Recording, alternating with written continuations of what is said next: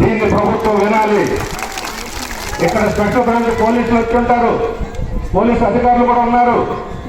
వారు ప్రభుత్వానికి చెప్పాలి ఇక్కడ ఏం జరుగుతుందో, ప్రజల యొక్క భవిష్యత్ ఏమిటో, వాళ్ళ ఖర్చు ఏమిటో, వాళ్ళ యొక్క ఆత్మ ఏమిటో చెప్పాలని చెప్పి వాళ్ళకి విజ్ఞప్తి చేస్తా ఉన్నాను నేను.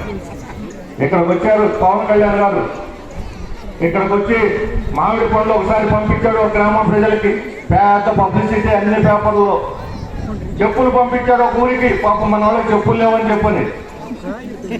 అడవి తల్లి బాటని ఇక్కడ దారిలో వచ్చేటప్పుడు చూశాను ఒక రోడ్డు, అక్కడ ఇక్కడ రోడ్డు వేశారు. అది కూడా సరి కాలేదంట.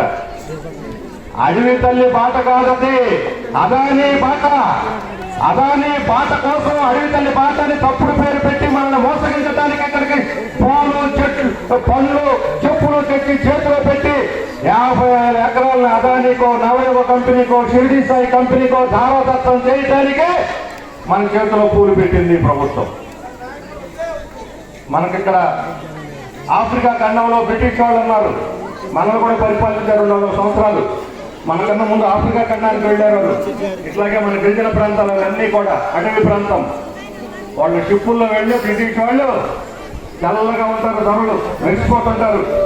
వాళ్ళ నెత్తి మీద టోపీ ఉంది, ఆ టోపీకి ఒక ఈక ఉంటుంది, చూడటానికి చాలా అందంగా ఉంటుంది. ఆ ఆఫ్రికా అడవుల్లో పోయి జనానికి టోపీలు పెట్టేవాళ్ళు నెత్తి మీద, ఆ టోపీలు పెట్టుకొని డాన్స్ చేస్తుంటే, మన వాళ్ళు నృత్యాలు చేస్తుంటే ఆఫ్రికా ఖండంలో వజ్రాలు బంగారం మొత్తం దోపిడీ చేసుకుని వెళ్ళిపోయారు.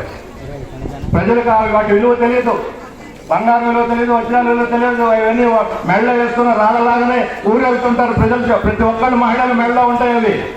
వాటన్నిటిని దోచుకుపోయి మొత్తం యూరోపు మిలిటరీ అంతా కూడా ఖండ బలం పెంచుకొని మనలాంటి దేశాలను ఆక్రపోయి చేశారు. ఆ తర్వాత దురాక్రమణ చేశారు, ఆ బలంతోనే దురాక్రమణ చేశారు.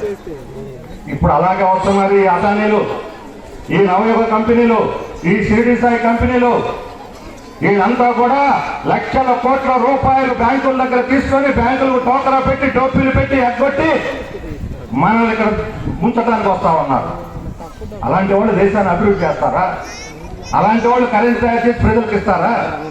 వాళ్ళు అభివృద్ధి చేసేది ఇది జరగనటువంటి పని ఎక్కడ జరగలేదు. ఆ రకంగా వాళ్ళు ఇక్కడ లాభాలు పిండుకోవటానికి, మన రక్త మాంసాలు పిండుకోవటానికి మాత్రమే ఇక్కడికి వస్తున్నారు. బ్రిటిష్ వాళ్ళు సైతం ఇక్కడ గిరిజనులు లేకుండా చేయలేకపోయారు.